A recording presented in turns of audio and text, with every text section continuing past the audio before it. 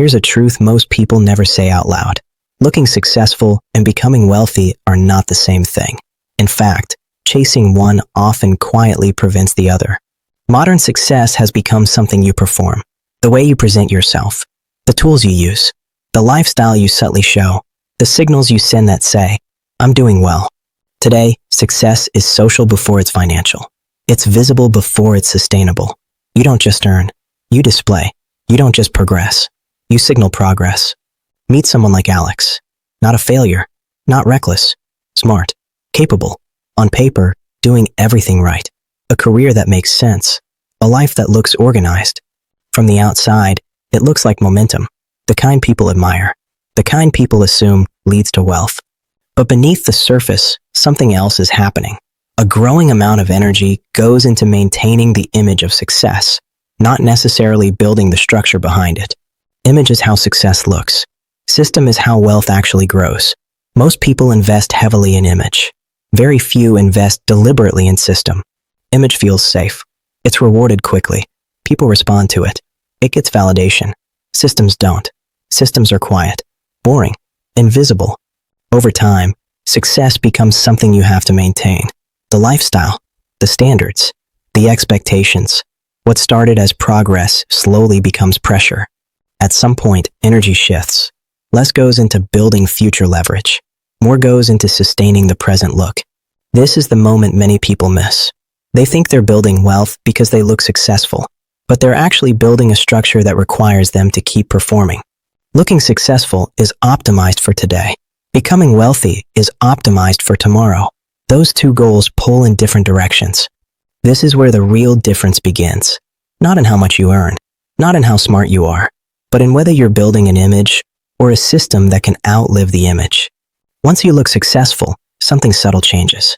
Your income may still grow. Your skills may still improve, but your financial trajectory quietly starts to narrow.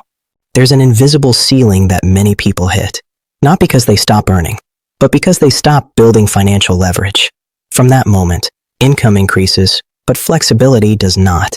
At this stage, people stop thinking about expansion. They start thinking about optimization. How to make life smoother, how to make routines easier. Comfort becomes the strategy, not consciously, quietly. Life becomes about maintaining a level, not increasing long-term capacity. Your role starts to define you, the position, the reputation, the level you're at. You begin to protect the role more than you protect your financial structure. At some point, growth starts to feel risky. A career change, a different path. These feel dangerous, not because they are, but because your system is built for stability, not flexibility. Here's the distinction most people miss. Stability is not the same as strength. Stability means things look fine. Strength means your system can absorb change. When you optimize for looking successful, your lane gets narrower. Fewer moves feel safe. Fewer risks feel acceptable. Your world looks bigger, but your financial choices get smaller. There's also a psychological lock-in. You become attached to the version of yourself that looks successful. Changing that image feels like going backward. By not choosing long-term leverage, you are choosing maintenance. It doesn't feel like a decision, but it is. It's a decision to protect today at the expense of tomorrow. This is why so many smart, capable people get stuck at a certain financial level. They built a system that rewards looking successful more than becoming strong. They traded optionality for polish, flexibility for comfort, future leverage for present stability. This is the invisible ceiling, not a number, not a salary, but a structure that quietly limits how far wealth can actually grow. At a certain point, money stops being the main thing people protect. Identity becomes more important. The version of themselves that looks established, the version that feels legitimate. Your role starts to matter more than your structure. The title, the level, the category you're seen in. You begin to protect the role, even if the financial system behind it is fragile. Infrastructure isn't impressive. Emergency buffers, low fixed commitments, flexible cash flow. These don't signal success. They don't get compliments. They don't get noticed. But identity does. The way you show up, the way your life looks, the way people assume you're doing. Social rewards train people to prioritize appearance over structure. Every time identity wins, infrastructure loses a little. Not in a dramatic way. In small, invisible ways. Less margin, less flexibility, less room to absorb change. People who actually build wealth often look less impressive at certain stages. They delay visible upgrades. They accept looking slightly behind, not because they can't afford more, but because they're building something underneath. This phase is uncomfortable. You may earn well. You may be capable, but you intentionally choose a structure that doesn't fully match what you could display. Most people skip this phase, not because they don't understand it, but because it feels like going backwards socially, even if it's moving forward financially. Infrastructure creates optionality. Optionality is real power. It gives you choices when others feel locked. It lets you absorb shocks without panic. Identity feels safer because it's validated externally. People see it. People respond to it. Infrastructure is validated internally. You only feel it when you need it. Wealth builders slowly shift from role-based thinking to ownership-based thinking.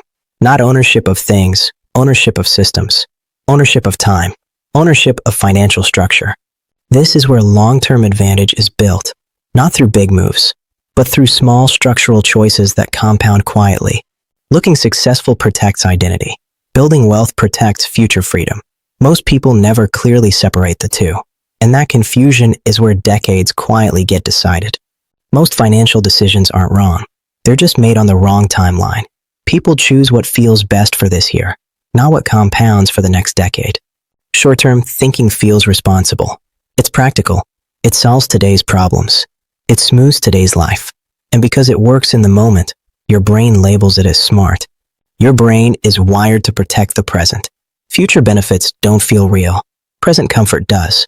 That's why people consistently trade long-term advantage for short-term relief. Optimization makes today easier.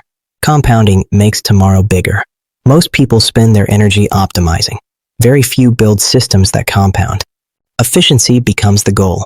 Faster workflows, smoother routines, better tools, all useful. But efficiency without compounding just makes you better at running in place. Many people feel productive. They are busy. They are improving processes, but they aren't changing their financial trajectory. Activity replaces leverage. Compounding is boring. It's slow. It doesn't give fast feedback. That's why it's ignored. People prefer visible improvements over invisible accumulation. Every year you delay building compounding systems, you make future growth harder. Not because you failed, but because time is the one input you can't replace. Short-term optimization gives a false sense of control. You feel organized. You feel on top of things. But control without compounding is fragile. Wealth builders use a different lens. They ask how today's choices affect their 5-year and 10-year position, not just next month's comfort. Over time, this creates a quiet advantage. Not dramatic, not flashy, but powerful. Small structural advantages stack into large differences. Most people don't miss compounding because they're lazy. They miss it because the rewards are delayed, and delayed rewards are easy to ignore. The real difference isn't discipline. It's time horizon. People who become wealthy live in the future while everyone else lives in the present. At some point, the real shift happens. You stop trying to look successful, and you start building the kind of power that doesn't need to be seen. Performing success is exhausting. It requires consistency, maintenance, upgrades, keeping up. Once you're in that system, stepping back feels like failure, even when it's strategically smart. Real financial power is quiet. It doesn't announce itself. It doesn't need to. It shows up when you can say no, when you can slow down, when you can choose differently without panic. This is an internal shift more than a financial one. You stop measuring success by how your life looks. You start measuring it by how much pressure you've removed from your future. Ownership changes how you think. Not ownership of things. Ownership of systems. Ownership of time. Ownership of how dependent you are on constant income. Winning quietly becomes about control, options, and margin. Not upgrades. Not applause. Not appearances. This feels unnatural because culture trains you to display progress, not to build invisible strength. People celebrate what they can see, not what protects you. Wealth builders live in the long view. They accept looking less impressive now to become more powerful later. This is the trade most people never accept. Temporary restraint for permanent advantage. Quiet strength for loud approval. The real signal of wealth isn't what you buy. It's what you don't have to worry about. That's the freedom most people never see. When you build for power instead of performance, your decisions change. Your pace changes. Your risk tolerance changes. You stop playing for appearance. You start playing for sovereignty. Two people can earn the same income and live completely different financial lives. One performs success. The other quietly builds independence. The difference between looking successful and becoming wealthy is simple, but not easy. One is visible. The other is durable. One fades.